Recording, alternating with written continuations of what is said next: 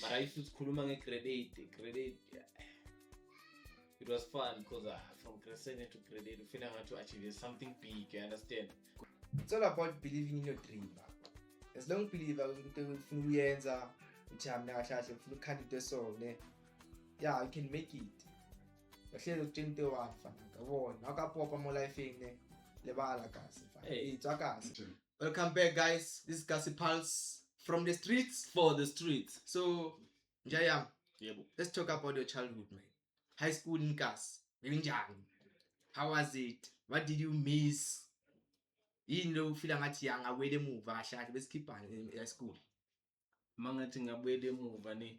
Mostly angeke ngisho ukuthi from grade 8 to grade 12 ne. Yeah. Ngi experience yonke leyo those years great because ngene COVID I'm sure ukhohlwa that's a hectic I think minus 2 years yonke escale la siphusha nje sami. But I used to sikhuluma nge-grade 8.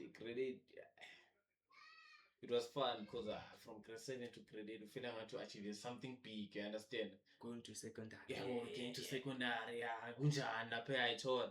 And sure. Mostly obviously that sinaleyo nto leyo kakhulu because like i-primary to kade la, i-secondary kade la ayithola. And kade kusasenala majito ukuthi nge-lunch bazowala bakoba la babiza bomem, mem uzibani ayithola.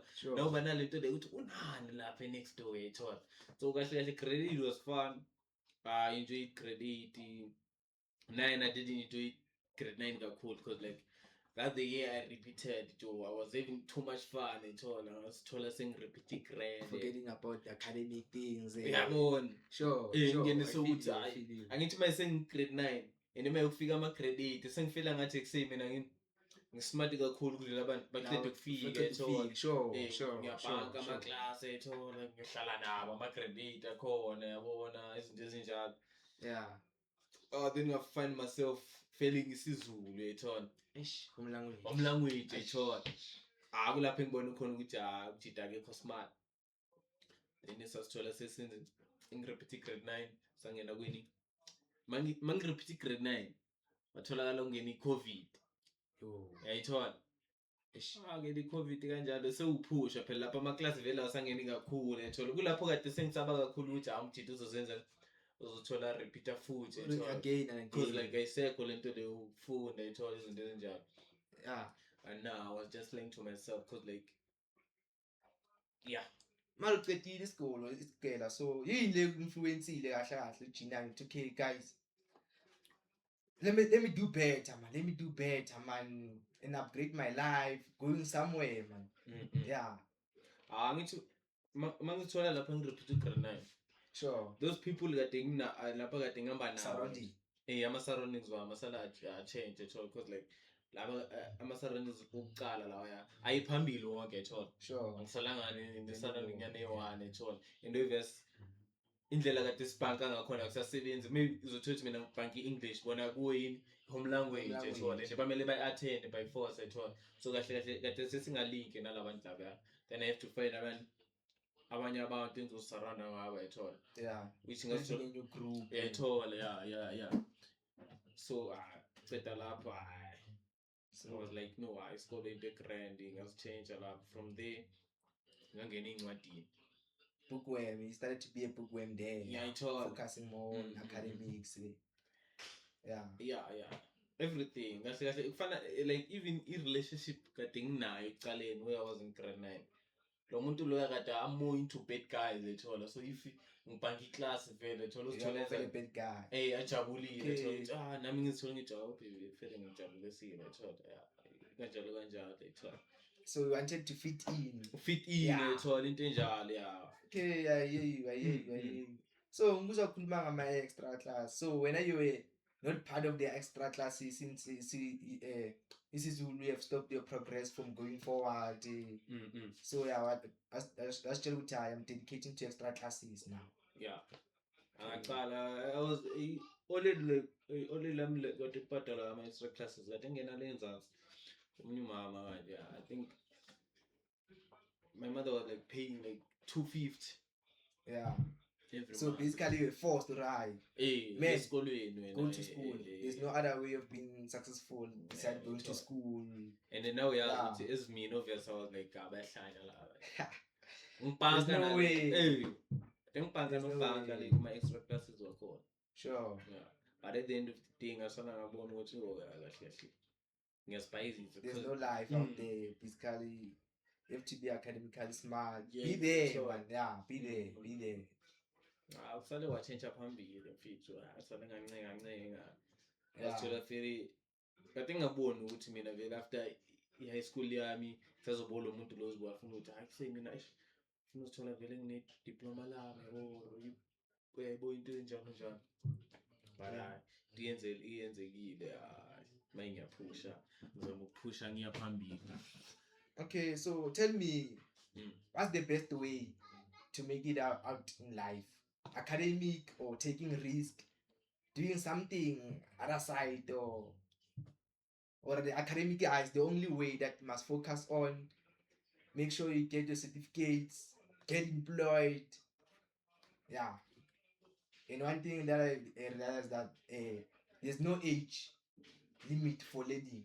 You could learn until whenever you feel like, yeah, I'm good at learning now. Lapha ngazi ngayibeka kanje because mina ngokwami I don't think ukuthi mase ngikule point le ukuthi nganikeza umuntu i-advice ukuthi go for this way because ngokwami angaphumelele thola ngisazama indlela ukuphumelela mara into engayisha ni ukuthi like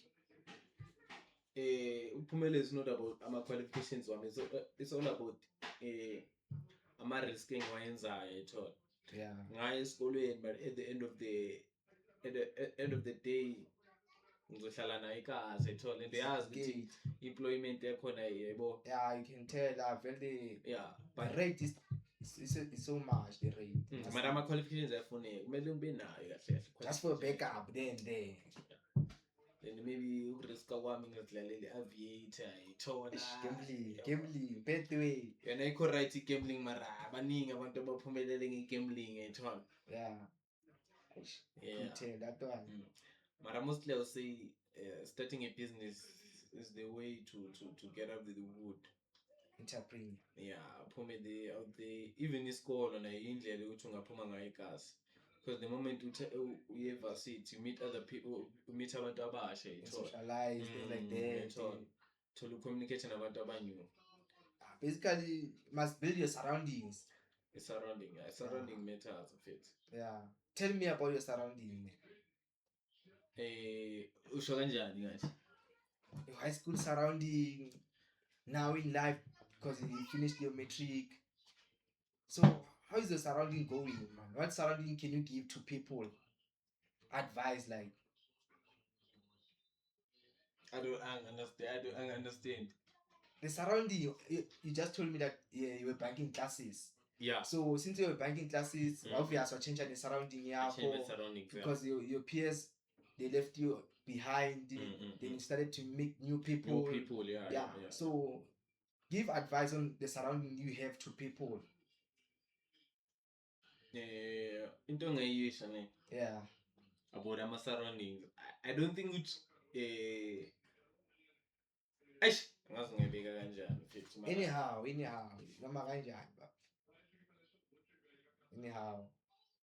Because what role did it play in your life, your surrounding? My surroundings played a big role, Joe.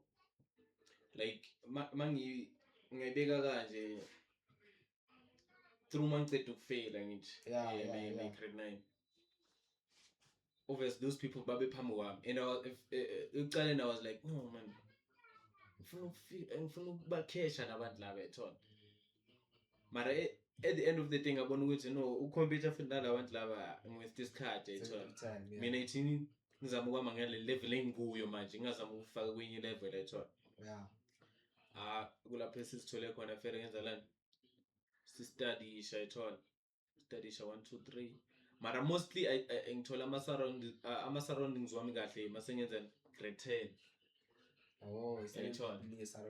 Because lapha ngichoose ama subject that's why ubona ukuthi mostly it's all about environment ozobe uzifake kuyo ngoba ngithemba ngisuka grade 9 ngiya grade 10, grade 10 ngachoose science athola, and science obviously most abantwana balapha benzani basey'ncwadini, most of the time vele athola iy'ncwadini and bazama ukwenzani. If wahlala nabo umuntu angakutshela 3 different stories ukuthi hayi yena wayakhethela ama-subjects ethola lo, and you meet ukuthi no lo muntu lo uhambelana into ayikhulumayo ne ilena mostly isimilar kule kade unayo engqondweni ethola.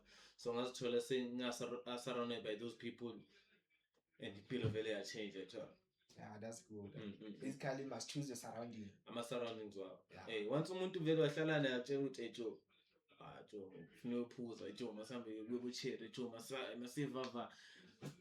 Lo muntu lo yazi ukuthi vele nizophelela kubuchere labo, kuphela unabantwana abayi-2, yatho kuphelele uyi-alcoholic. Obvious ngoba labantu laba bakhuluma ngaleyo nto leyo most of isikhathi. So you're trying to engage yourself with the topic. Kube thola ufile in ethola phakathi kubo, yeah. So I think environment. Yabona vele ifupulele ikasa ni uyazi ukuthi environment vele it's like simile Jo while siyahamba. Tell me about it. Like Jo into siyaziyo mostly vele umuntu wasekasi ekuseni uyavuka uyaclean wenza ini uzithola semakoleni. Daily routine doesn't daily routine ayichange namanje lamajita lawo if waphuma mawaye emakuleni uzothola khona lethanyana esiflower mawuceda isiflower yabuya yenzani lo emakuleni ethola. If akhathela amakula ashaya around, sure, and mawashaya around ukuthi bayobona enye environment na bashaya around khona la ekhaya ethola uzoba check up ushare something like that. Environment le ngithi ikasi kunzima vele ukuthi environment sesichange ethola unless wona uyaziphumela ikasi. Environment at some other point kumele sijwayele change even though ukuthi change vele siphume kuyo ne hayi some other time vele siqine mfethu siqine simake sure siyavaya ikasi see our own ways man zobona phambili man. Yeah, ayikho indlela mfethu manje yabo risking le ngiyayizwa mara manje yabo i-problem sure ukuze yabo manje sibadala kanjani ucreate new environment uzoba nzima uthi meet abanye abantu ngizama ukuzifaka ini kulabo bantu kuzoba nzima. Kuzo mina ngitshela ukuthi afere into person mina ngisendlini right ngiyi-one vele ngi-right kakhulu ethola.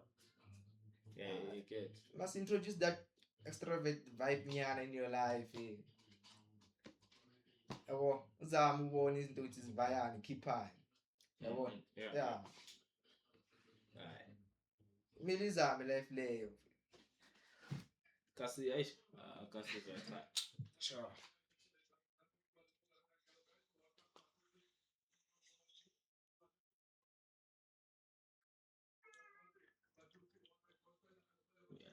Sure. Yeah, enough about me, no, don't tell. Sure. When I was your kasi life namanje nje uzibona ikasi linjani for wena.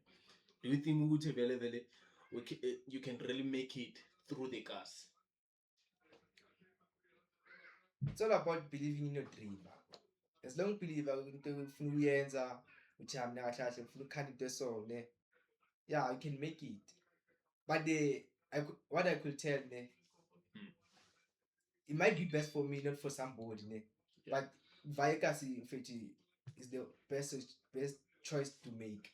Vayekasi mfethi imehle ubona ngathi into zakho ziyahlangana upopanyana kuyavela uyabona lapha nge-distance nyana Vayekasi mfethi Vayekasi ubone ukuthi yenzani mfethi ubone ukuthi yenzani ngizoba ngivayekasi ngiyaphi because kumele ngiyazi ukuthi okay ngiyavayekasi indlela yami ibhekephi because ngavayekasi kanti le ndawo engiya kuwe ngiyeli social nguve i-worst la ndawo le kule environment ethola like into yami izohlakana ethola.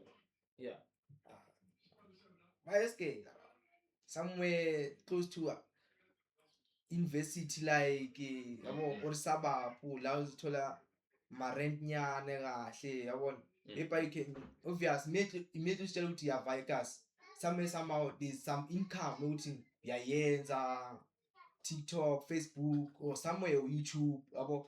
So thola indawo mfethu yabona ikasa sindawo egreen uthi ungathi sewugreen impilweni yakho athi hayi ngihlala ekasi forever vaya ekasi ne mara ungabashiyi yabona into yokuthi mawuthola isikhathi uthi hayi man awuthi ngidlule ekasi check amajita check ifamily yabona check abantu abaso yabona ingabi lento ukuthi hayi umntwana sekaphumelile yasijikela manje yabona kumele angithule lento yabo.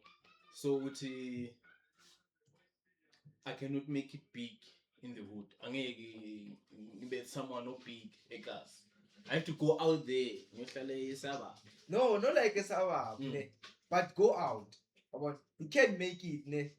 But another thing uthi mele usasethi labantu bagreen, abantu ba eda event. People that add something to you. Okay, this guy is supporting me in these things. So let me scheme this guy. Obviously, umuntu omskimayo ama chance ukuthi ahlale ekasi alow yabo. Naye angaba somewhere else because the surrounding add something to you. Yabo. Immediately ubona amajita ablome ekasi, yabona ukuthi hayi nami thi ngijoin amajita ekasi, hlale khoneni, yabona. Asikhiphi so ngoba no like in a bad way ne. Some all into isikhulumayo obviously intoko wabona utshwala. So when you're chasing a dream yabona why is namajita ugcina sewubona ngathi dream leyo ulichase useless ngoba manje hayi imihla nje angitshela amajita ngedream yami abayigage lento oyibonayo athi yahlala yabona. So into for igcina foster time man these people they are not adding something into my life, let me move out, socialize with other people, share my idea yabo, share my dream, ubone ukuthi ubani anga-back up yabona because nala ekasi angaba khona amajita ne mara obvious financially they might not be there for you yabo. Just there for bangaba khona for ukutshela ukuthi hayi zama la day cover risk so yabona the way ngibona ngakhona. Yeah, sure. So when I tell mina uthi what could be the plan? The plan? Yeah. To keep quiet, push into yakho ekasi, yabona, or wenzaleni mfethu. Or one thing cause somehow we might need help from the one about the cars. Whereby obviously no hate. It's not like asu wonke umuntu ofuna ukubona siphumelele. There's somebody there around your corner right. Entana le neviye va. Yabo. So what's the way? What's the way? Mina ngithi indlela ne. Indlela inkinga i-communication iyafuneka ethola, you have to communicate nabantu ethola. Yeah. Avoid ama-distractions, izinto ezinjalo. Wena ekasi ungaphumelela yabo, avoid ama-distractions ethola, uzame ukukhuluma nabantu ethola. Into encane umuntu even though abantu basekasi bangenzeka bangakhona ukunceda yabo in such a way yani. Yeah. Mara bazoba banayo into enyane encane ukuthi ungabenefita kube ethola. Sure. Because mostly akwenzeki ukuthi la ekasi akunamuntu maybe unamali. Masithi mina ngithi ngisakutshela ukuthi mina I want to be ethola. Funa ukucula ethola, I want to be a rapper, not ucula, I want to be a rapper. Yeah. So if ngazama ukukhipha le nto la ngaphandle ekasi ethola, akwenzeki ukuthi ungabi nomuntu unama followers amabhayi ku TikTok or ku Facebook or something ethola. Lo muntu lo anganginceda nga something ethola because unama numbers. Mina nginama numbers ethola. So if ngazihlanganisa naye ngitshela ukuthi ayise mina ngifuna ukupush into kanje, if into yami ihamba kanje ngingakuzama nga something ethola. One year now if angifaka out there uyazi na ukuthi if ngathola ama followers amancane nyengaka ethola into already yaqaveka endaweni ethola into yavaya kancane. Yeah. Then yabo sengiperforma nyana ethola. Macala amagigi amancane. Along the time amajita yakubona ukuthi hayi khona umntwana epushayo. There's no other way besides marketing. Yeah, you must make sure you market yourself and ask for promotion for people out there right for push that idea ngizama umplug yabona. Yeah. Mara there's no other way besides communication. There's no way kumele somehow sisi express kumajita ngaphandle everybody lawa abonayo ukuthi hayi mfethu ubone ngipusha into so angizame ngiphushe plug ekai yabona. Yeah. Yes. Ayawuza nje. I mean manungapheli umoya chubeke rap make sure yeah kinda ma ingoma la won push straight. Ndoda kuyakhathaleka ngoba 50 songs no hit kunzima phela kanjalo ufila ngathi vele mina into engiyenzayo hayi Ngathi ngalahlela ithayo la so cha ngiyibeke phansi ngithi no kahle kahle lento le ngijida kana talent ngcono ngenze ngizibhekele incwadi one way because ayisebenzi phela le.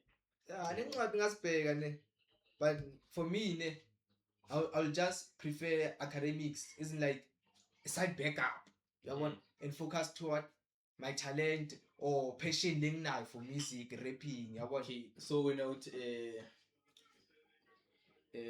talent is more important than your education. Not like it's more important ne but just have education for a backup nje if awuphela umoya yabona because sometimes yeah masiba abantu ne shota ngale le spirit lesiya motivation le out time mfethu bona pusha mfana awona ntwe safeli yabona nto feel etsa popile mafelo anhlalwana yeah so something no pusha vele ke life like that. Okay so into ezama ukutshela amajida wethu walapha ekhaya amajida wethu asibukelile manje into ozama ukwatshela yona ukuthi hayi kuse scale aki akusi next push into oyipushayo no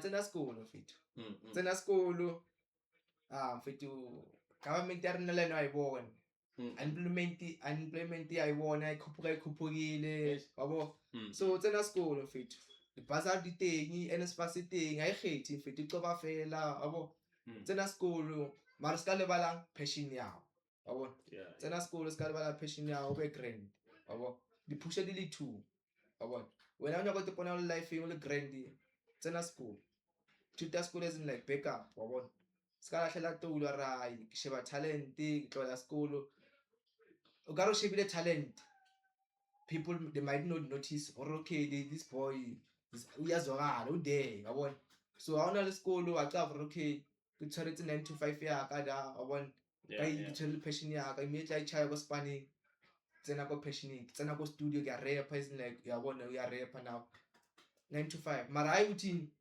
depending on 9 to 5 is like ile nto ngiyophila ngayo 365 days 12 payments maybe shine side indiding yabona kube nento uthi yeah it's all about living a good life soft life yabona not like to be rich and stuff but be there for yourself afford whatever you want in life yabona you think that's all matters yabona so when you want to afford you don't want to be rich.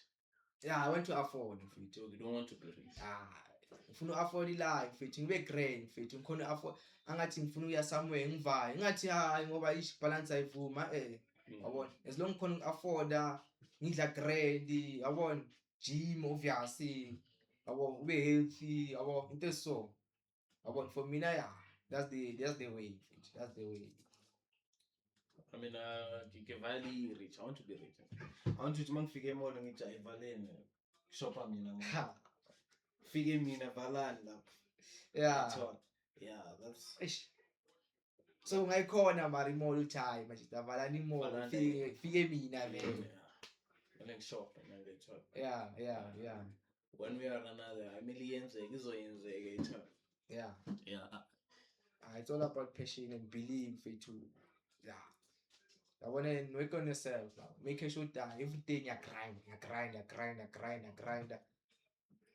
grind fit we grind because ayikho into esiphilelayo fit uthi be grind life afford fit awuthi ngifuna into so ngivayo mangithi into ngifuna into so ngivayo yabona acaba ngibalance fit yabona into efunekayo vele uthayi as long afford. Okay, so do you think if I work 9 to 5 ngaba afford or ngaba rich working 9 to 5 span 9 to 5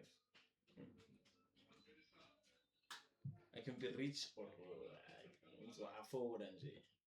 I think you can afford life nje afford but not much but afford ngiyacava i-rent igawulo into ezibhanga yabona nginga-afford unless wena wathini ngicala i-side hustle yabona ushaya nge-side hustle immediately le-side hustle yakhona imali yakhona ayizokala ngiya-invest yabona ngiceda i-investor obvious yabona they are building a general wealth yabo into esiso yabo ayithona so yeah mara ayithi she ayi 9 to 5 yakho mfethu iba nayo esayidini yabona yeah chubeke ngayo ngayishiyi mfethu yabo yeah hayi kasi kunzima ekasi life ekasi mfethu ncane namba abantu they make it out mfethu abanye bahlezi ku-21 fanaka bona wakapopa mo life ne lebala kasi mfana itswa kasi into kade ngisho ukuthi phela ekasi into vele imile psychology vele it's like repeating the one now and then Christmas smell New Year Eve yabo siyazi ukuthi simele lawo malanga lawo ukuthi adlule then obvious January sesikhala ngemali ukuthi akunamali ayithola February sispanning March spanning 9 to 5 ayithola hayi awutholi isikhathi ukuthi hayi yabona manje hayi uthi relax ibe ne-family yabona next ayithola so izobimile vele yeah yayibona